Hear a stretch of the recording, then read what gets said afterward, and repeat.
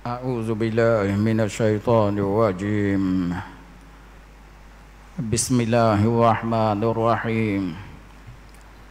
Assalamualaikum warahmatullahi taala wabarakatuh. Alhamdulillahi rabbil alamin. Wassalatu wassalamu ala sayyidil mursalin. Sayyidina wa nabiyyina Muhammad wa ala alihi wa sahbihi ajma'in. Wala hawla wala quwwata illa billahil aliyyil azim. Amma ba'd. Yang dimuliakan Tuan Imam, pengerusi dan juga semua ahli jawatan kuasa masjid, muslimin dan muslimat, tuan-tuan dan puan-puan yang dirahmati oleh Allah. Alhamdulillah, kita dapat bersama pada petang ini, pada hari yang ke-21 dah, di mana pada hari-hari sebegini Nabi SAW beriktikaf di dalam masjid baginda SAW. Jadi amalan iktikaf ini tuan-tuan adalah amalan yang sudah lama, di mana iktikaf ini sudah berlaku di sejak zaman-zaman dulu lagi. Cuma orang dulu mereka beriktikaf untuk berhala mereka. Ini yang berlaku pada zaman Nabi Ibrahim alaihissalam. Iz qala li abihi wa qaumihi ma hadhihi at-tamathilu allati antum laha akifun. Ketika Nabi Ibrahim alaihissalam berkata pada ayah dia dan berkata kepada kaum dia, berhala mendapa ni, mau duduk iktikaf kepadanya, mau duduk dalam keadaan niat beribadat pada berhala mu, duduk dia beribadat kepada berhala yang dibuat di zaman Nabi Ibrahim alaihissalam. Jadi bila mari Islam kita ini, iktikaf kita ini adalah ibadat kepada Allah Ta'ala. Dan inilah yang diarahkan oleh Allah kepada Nabi Ibrahim dan juga Nabi Ismail. Laqad ahidna ila Ibrahim wa Ismail wa ahidna ila Ibrahim wa Ismail an tahhira baitiya lit-taifina wal akifin. Ketika kami berpesan menyuruh kepada Nabi Ibrahim dan juga Nabi Ismail supaya menyucikan Baitullah ini untuk orang yang semayang dan juga orang yang beriktikaf dan juga orang yang tawaf. Jadi nak sebutkan di sini tuan-tuan, iktikaf ini adalah amalan yang diamalkan oleh Nabi kita sallallahu alaihi wasallam sejak mula daripada puasa lagi. Menurut hadis yang diriwayatkan oleh Imam Abu Sa'id Al-Khudri radhiyallahu anhu, Nabi kita beriktikaf 10 yang awal, kemudian 10 yang kedua pertengahan, kemudian 10 yang akhir sebulan Nabi beriktikaf pada awal, sehinggalah diberitahu kepada Nabi sallallahu alaihi wasallam Lailatul Qadar itu berlaku pada malam akhir 10. Lalu barulah baginda menghakkan iktikafnya pada 10 yang akhir daripada bulan Ramadan. Jadi di sini dapat kita faham bahawa iktikaf ni adalah nak nanti Lailatul Qadar, dalam keadaan bersiap sedia dengan segala kakah kita cukup di masjid, tunggu malam je. Tunggu malam mari je, maka kita dah bersedia. Tidak sama dengan orang yang tidak iktikaf ni. Tidak sama. Orang yang mana tidak iktikaf ni, dia tidak bersedia. Dia orang yang iktikaf ni, dia tunggu bersedia dah nak buat di malam Lailatul Qadar. Itu tujuan yang sebenarnya antara Nabi kita kenapa beriktikaf. Terutama bila kita kata ibadat iktikaf dimulakan oleh Nabi sallallahu alaihi wasallam pada bulan Hijrah. Pada bulan Hijrah kita apabila disyariatkan puasa pada untuk tahun 2 Hijrah di bulan Ramadan, di bulan Ramadan Nabi kita beriktikaf ni. Jadi kita ini tuan-tuan di bulan Ramadan ini kita pakat berebut nak tapuk bazar Ramadan. Masing-masing nak jual, duk mikir nak cari untung je di bazar Ramadan. Tidak pernah kita nak mikir nak untung akhirat ni, menyebabkan lepas semua kita untuk beramal dengan sungguh-sungguh di akhir-akhir malam ini. Bahkan adat di tempat kita ni bila masuk 10 yang akhir masjid mula rebeh. Banyak kan soh mula kurang. Dan orang pun tak berapa nak beramal ibadat. Sedangkan Nabi mula masuk iktikaf ni selepas daripada semayang subuh. Pada semayang subuh 10 akhir Nabi akan masuk iktikaf. Itu amalan Nabi. Pas semayang subuh pagi tu terus sambung lalu dah.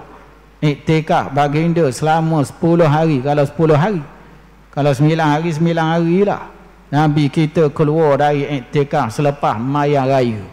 Pada hari raya, pas mayang raya baru Nabi kita balik masuk ke rumah dia. Dan Nabi kita sallallahu alaihi wasallam beriktikaf ada tilam dia. Sahih riwayat mengatakan ada katil dia yang dibubuh dia di belakang pada tiang Taubah. Kalau kita pergi ke Madinah, kita masuk kawasan Raudah, situ kita akan tengok dia tulis atas tiang Taubah, Ustuanah Taubah. Tiang Taubah ini adalah tiang Abu Lubabah, yang mana beliau merasa menyesal apabila dihantar oleh Nabi untuk bermesyuarat dengan Bani Quraidah. Lalu dia merasakan dia telah mengkhianati orang Islam. Dia balik, dia tambak di tiang Taubah, itu tiang Abu Lubabah yang ada di dalam masjid Nabi kita di kawasan Raudah. Tidak jauh daripada tiang itu, tiang Taubah itu tidak jauh pada tiang itu, dia panggil tiang Kati, Ustuanah As-Sari dipanggil. Ustuanah As-Sari, tiang Kati atau tiang tilang. Itulah tempat iktikaf Nabi sallallahu alaihi wasallam. Boleh kita tengok hari ni ada lagi tanda tu pada tiang ditulis di atas tebing. Nak khabar bahawa kerjaan iktikaf ini adalah sentiasa dibuat oleh Nabi kita sallallahu alaihi wasallam. Tidak ditinggalkan oleh Nabi kita kecuali ada saat-saat Nabi kita musafir. Antaranya dalam perang Badar, Nabi kita meninggalkan iktikaf tahun tu. Yang keduanya dalam pembukaan Mekah, Nabi tinggal juga iktikaf pada tahun tu.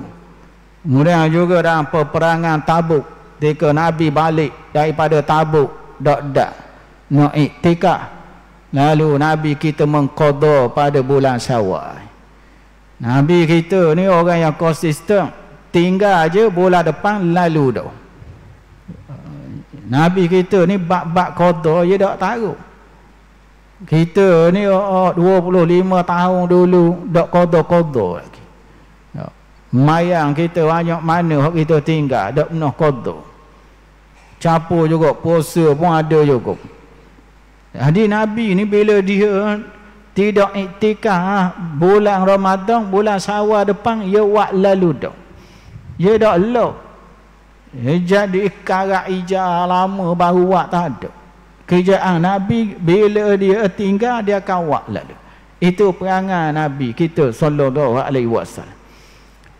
Dan pernah dia tinggal iktikaf kerana melihat berlaku persaingan antara isteri-isteri dia. Ya, ini menyebabkan dia tinggal tahun tu.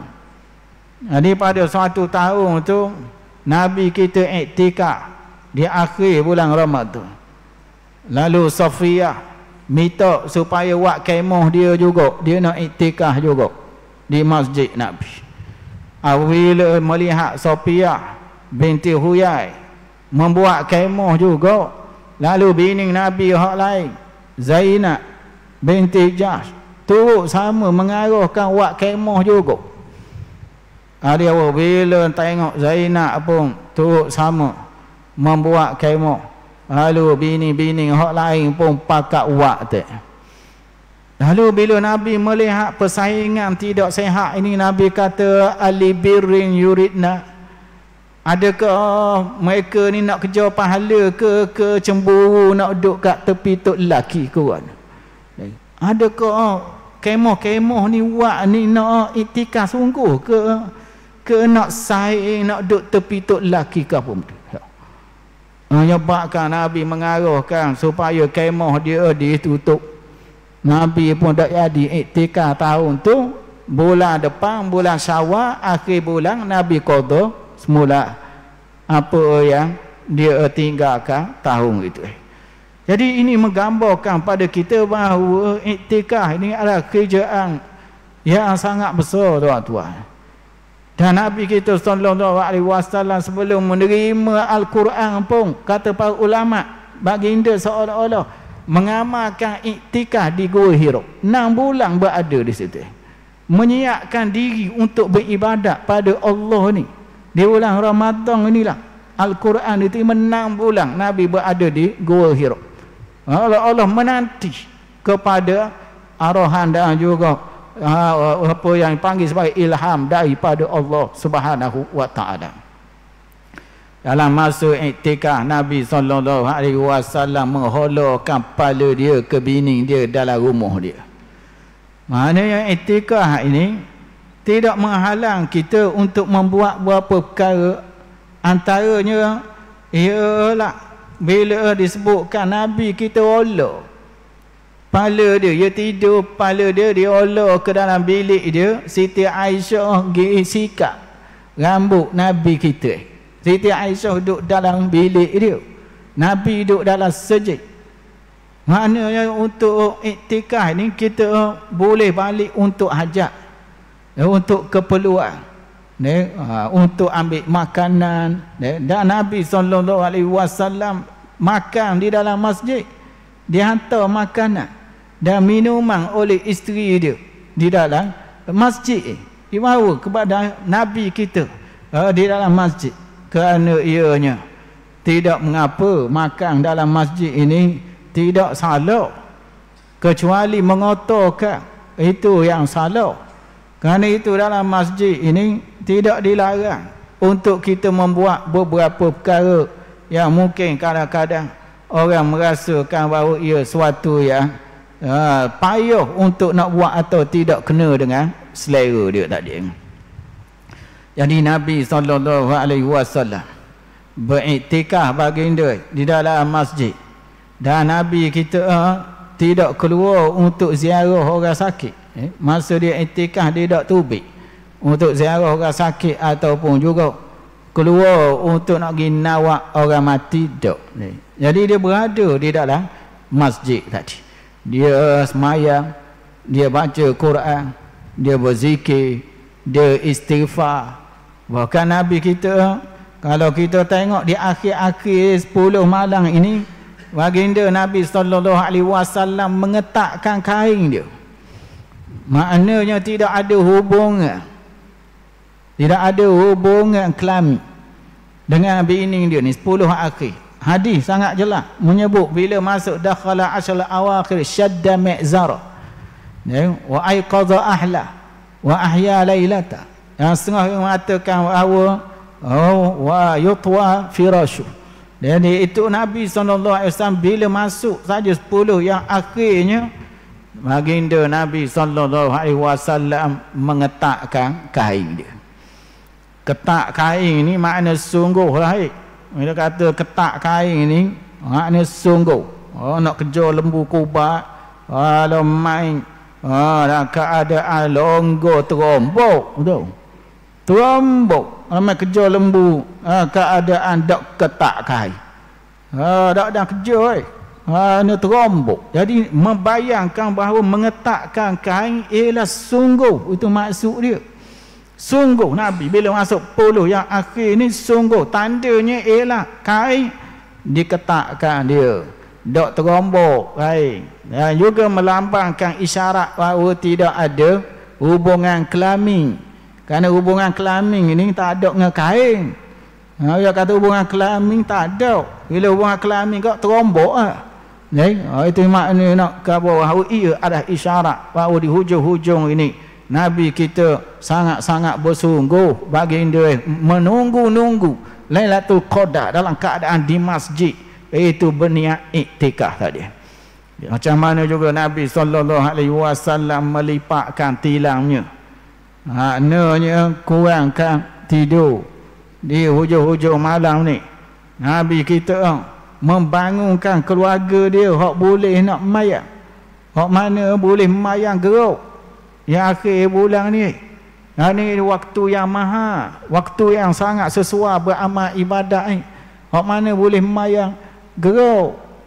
Ini yang kita naknya, biarlah dalam hal amal ibadat sungguh geruk kita mana-mana ahli keluarga kita yang boleh mayang, boleh bangun, mereka tu sama beramal ibadat, terutama di akhir-akhir yang sedang kita berada ini, tuan-tuan. Iktikaf ini ialah berada di dalam masjid dengan niat iktikaf. Walaupun duduknya 5 saat pun iktikaf dah.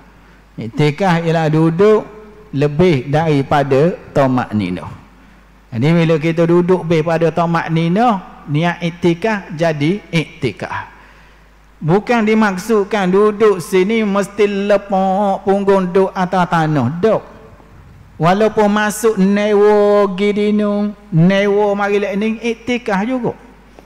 Jadi jangan duk faham iktikaf kok nak kena kemah keming punggung, nak kena pasok, tak boleh gerak langsung atas tanah. Tak.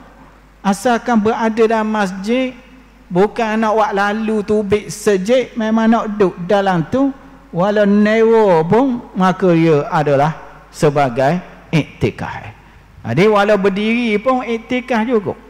Cuma biar duduk dalam tu, masanya lebih daripada kadar tamakninah hadir.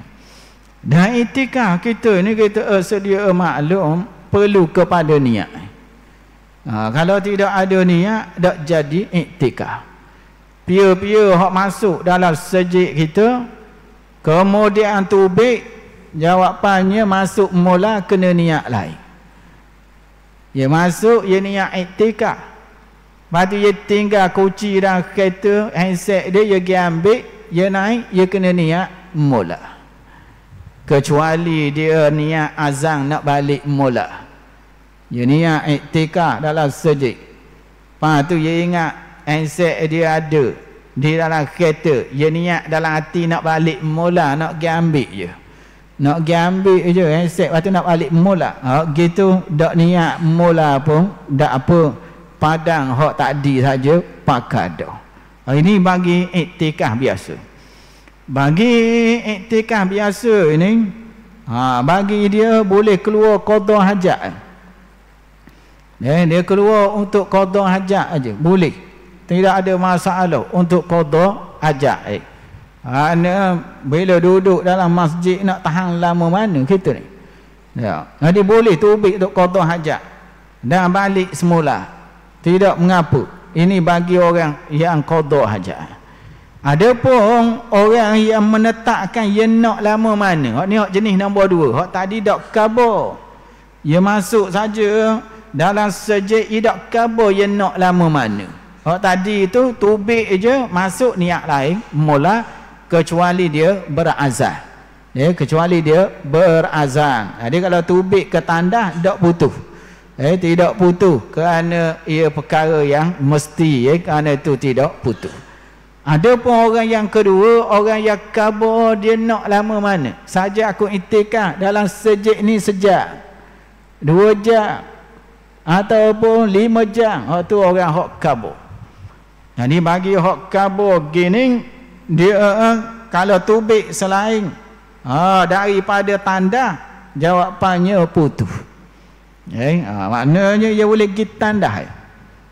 Pergi tanda masuk, tak payah niat. Kalau hak tadi pergi tanda masuk, kena niat. Hak ni hak kabar lama mana dia nak, dia pergi tanda, dia masuk mula, tak payah niat. Ataupun dia pergi daing pada tanda tapi dia berazam.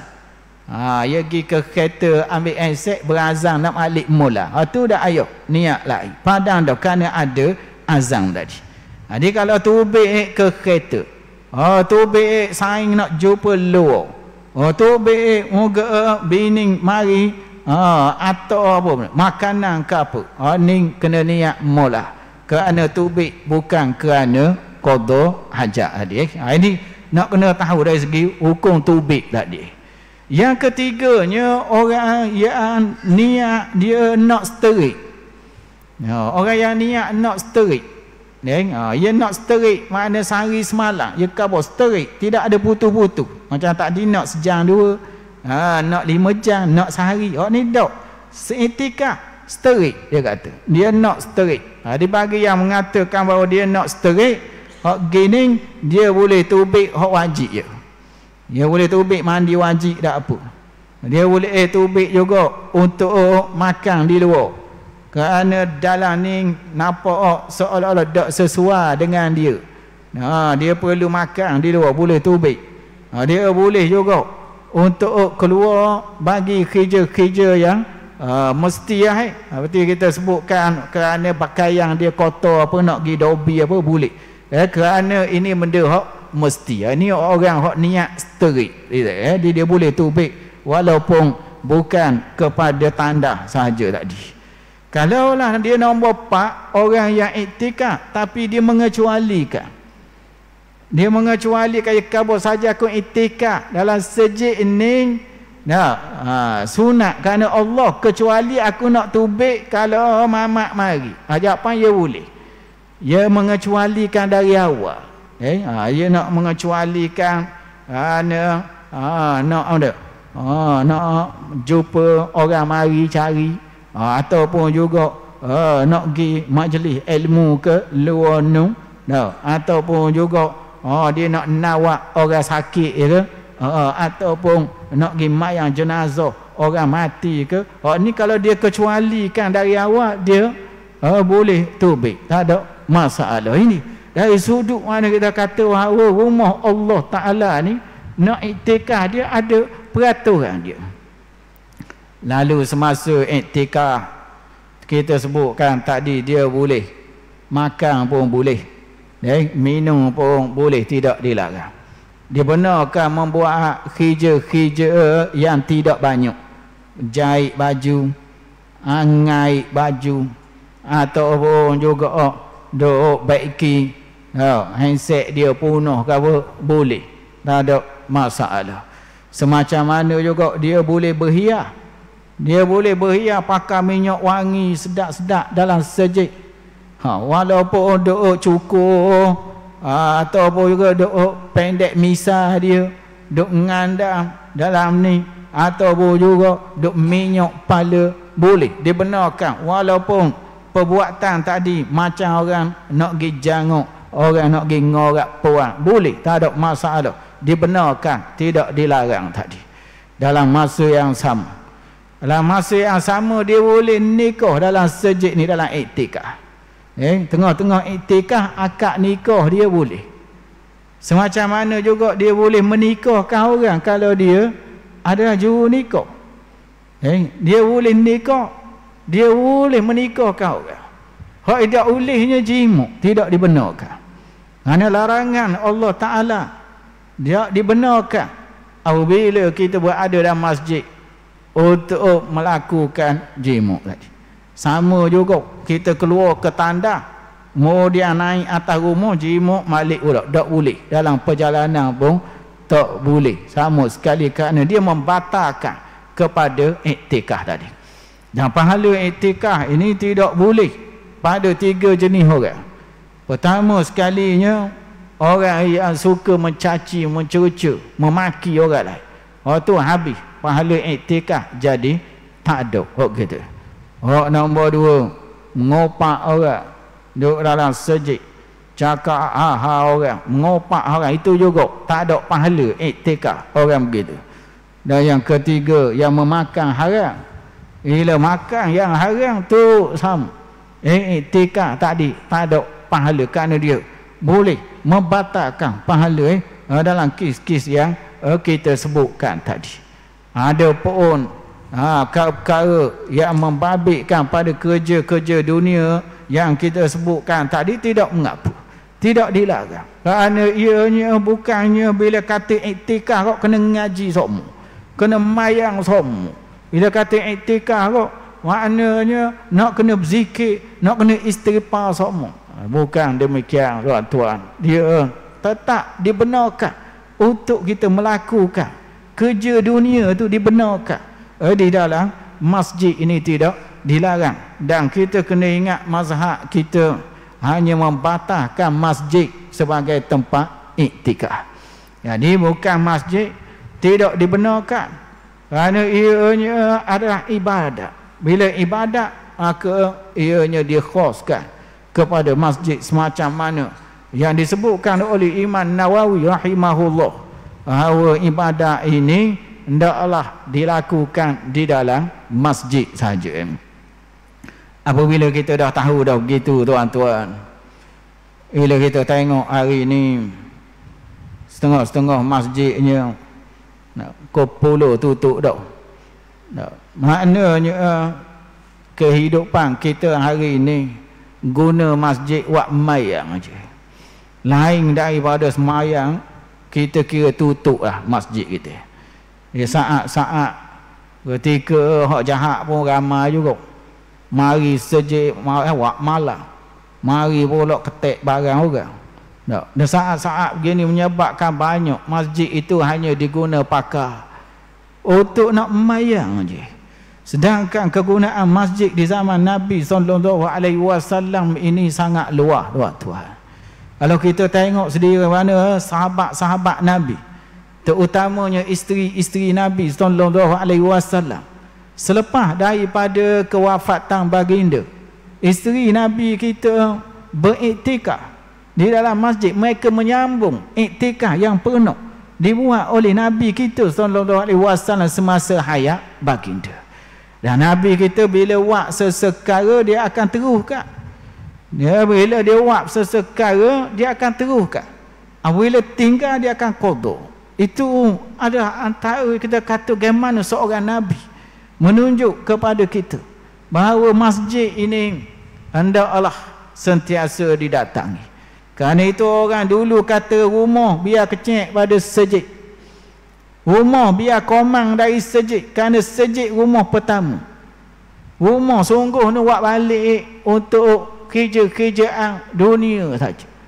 Balik sana tempat kita sebenar adalah masjid. Kerana kita kok mana berakhir di sejid juga. Kok mana mayat kita orang wakri sejid juga kok akhirnya. Yang maknanya nak khabar bahawa sejid kena jadi penting dalam kehidupan kita ni. Ambillah masa dengan Allah Ta'ala. Jangan terlalu sibuk 24 jam ke dunia kita. Lah juga pada Allah Ta'ala beri. Kerana ia amalan yang mendekatkan kita dan memberi kita peluang untuk menemui Lailatul Qadar, yang mana ianya kata Nabi SAW, maknanya dia beriktikaf 10 yang awal, kemudian iktikaf 10 yang 2, kemudian 10 yang terakhir, lalu akhirnya bila diberitahu Lailatul Qadar pada 10 yang akhir, Nabi kita membataskan, memfokuskan iktikaf pada 10 yang akhir. Moga apa yang kita dengar hari ini kita ambil perhatian, iktikaf lah, terutama pada malam-malam yang akhir ini, semoga kita dapat menemui Lailatul Qadar, insya-Allah. Itu saja pada hari ini. Bismillahirrahmanirrahim. Alhamdulillahirabbil alamin. Wassalatu wassalamu ala sayyidil mursalin wa ala alihi washabbihi ajma'in. Allahumma anfa'na bima 'allamtana wa 'allimna ma yanfa'una wa zidna 'ilman wa fahma waj'alna minar rasyidin. Allahumma arzuqna lailatal qadri. Allahumma ja'alna mimman sama Ramadan wa qama lailatal qadri imanan wa ihtisaban ya arhamar rahimin. Wa sallallahu ala sayyidina Muhammad wa ala alihi wa sahbihi wa sallam. Walhamdulillahi rabbil alamin.